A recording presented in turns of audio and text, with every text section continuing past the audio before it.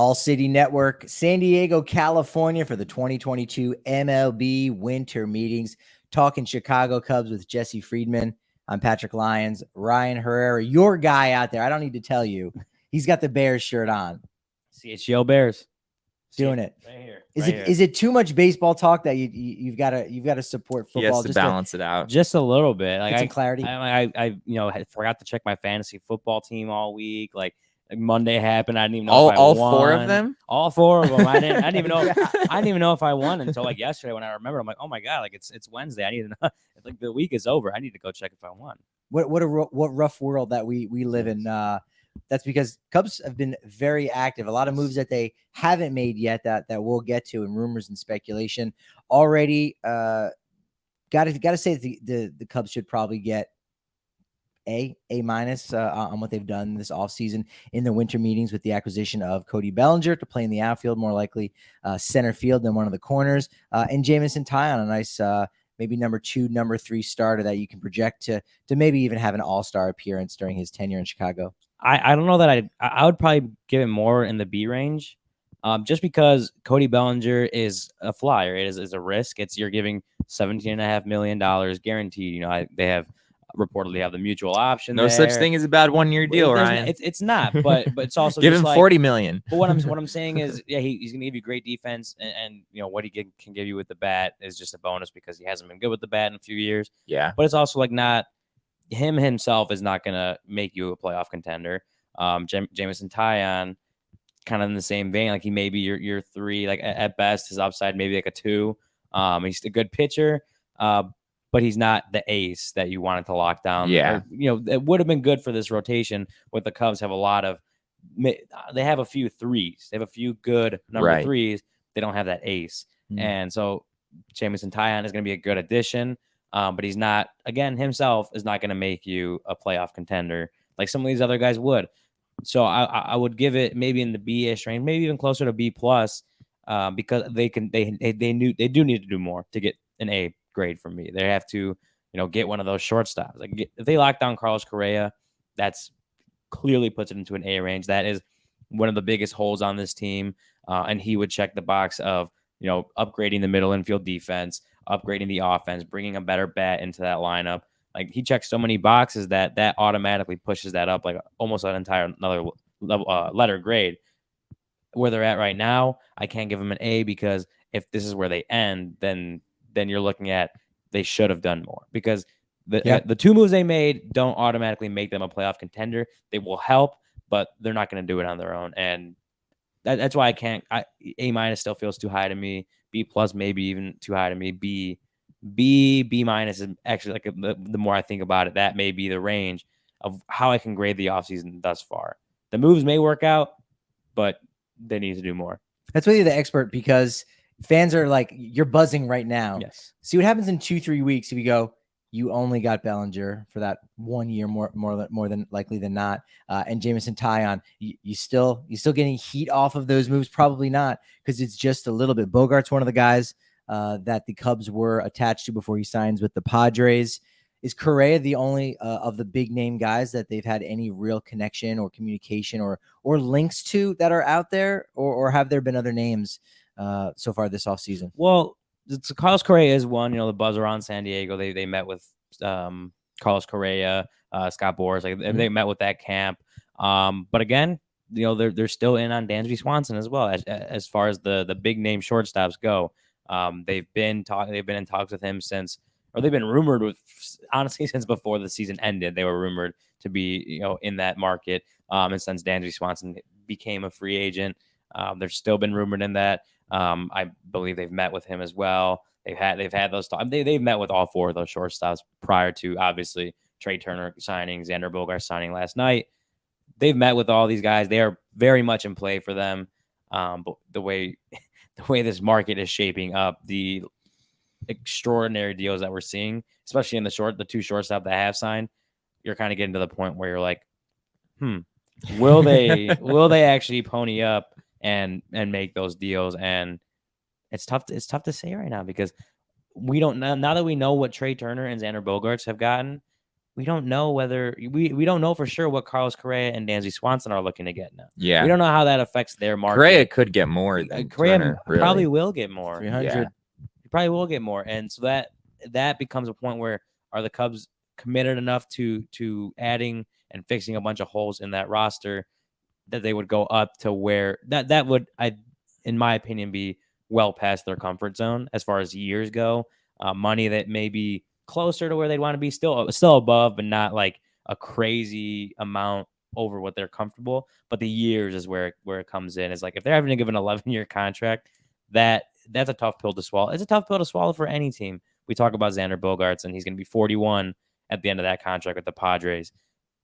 Any team is going to be a tough pill to swallow, but the way the market's playing out, that may be what they have to do.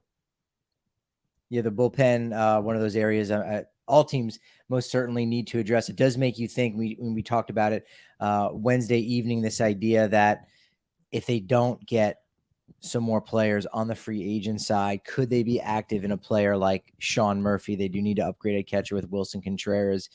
You don't want to be backed into a corner. You know, the farm system is improving. Obviously, you want to hold on to those guys, either to deliver to the manager to use or to use as trade chips, which we know the Cubs have done in the past. Probably feel a lot better about the Gleyber Torres, Aroldis Chapman deal as his career has kind of come along.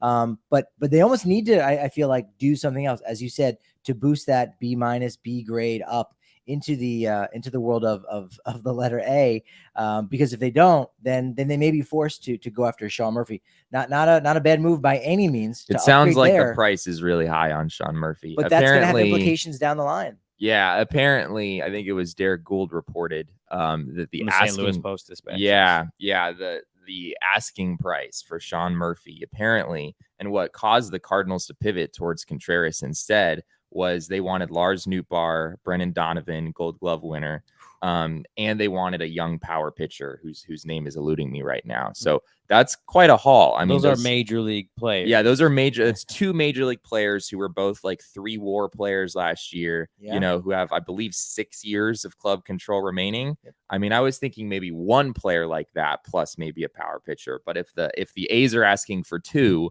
it's going to be hard for any team to reach that high of an asking price, I think. And that goes into the fact that we talked about that yesterday. Is trading for Sean Murphy and the value you'd have to give up to get him better? And is that a better option than just, giving up money to go get Christian Vasquez or Omar Narvaez? Like those are 2 catches that, again, I said yesterday, aren't going to break the bank for the Cubs. Not sexy. But they're going to, help the team next year. They'll work in tandem with Yan Gomes, PJ Higgins as probably that 3rd string catcher. And they'll be fine. They'll help the team. They're not going to break the bank, and all it's going to cost you is money. Whereas, hearing what the Cardinals would have had to give up to get Sean Murphy, you look at what the Cubs may have to give up. They a couple major league caliber players. Christopher Morel may have to be in that kind of trade. If they want a power pitcher, I mean, I don't want to say Justin. I don't think giving up Justin Steele is a no starter. Yeah. But he's Cardinals would ask. Yeah, he's one of your the A's would ask, not the Cardinals. He's definitely the one of the better major league pitchers that the Cubs have.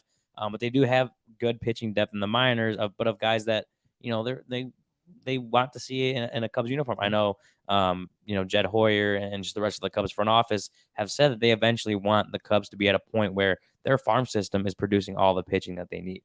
That's what they want to get. They're not there, but they want to get to a point. And if you're selling off your pitching depth in the minors, you're kind of setting yourself back in that sense. So Sean Murphy would be a really good pickup. Just the fact that he's a trade chip instead of a free agent makes that a little more complicated. I feel like where the Cubs are at are a lot of teams in a similar situation where you're still kind of feeling out like how good is this team? Like if things start to click, it makes sense to add on, some of the bigger free agents or make those trades.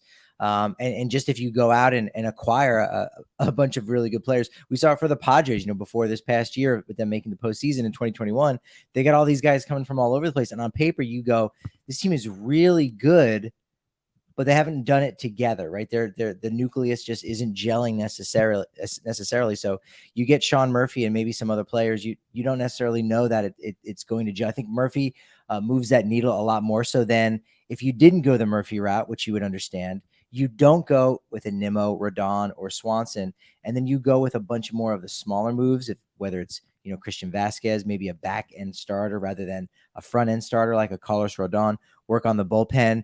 Again, that looks nice. And maybe it's an improvement over the AAA depth and the guys that you currently have, but it might not get you excited. It might not make you say, wow, they did it this offseason. They got some guys, but did they get the right guys or did they get the best guys? I think that could be the worry if they sit back and don't maybe pick up one of the big free agents or make a big swap. Yeah, that's just what we've been talking about all offseason with the Cubs is they have a lot of things they have to do. Their to-do list this offseason is long. There are obviously things that are higher on the priority list than others, but they aren't going to fill every single hole this offseason, nor should they try to fill every single hole this offseason because they don't, a lot of guys lower in the minors that may come up and surprise and be, good contributors in the next couple of years. They, you don't know that, but it could happen. It happens all the time with other teams. It just gets to a point where like if they're trying to plug every hole this year with guys that aren't going to be contributors for the long haul, it sometimes just doesn't make a ton of sense.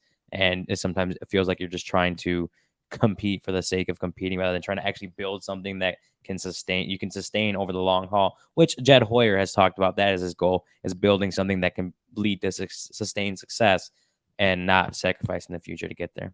Well, if they don't invest in the roster, will they be investing in Wrigley Field anymore? I mean, are there any more renovations or the neighborhood? I think they've pretty much got all that covered. I think we're still waiting for the DraftKings Sportsbook to open up. That's connected to Wrigley Field. So that'll happen soon. I don't know when, but they've talked it's going to open sometime.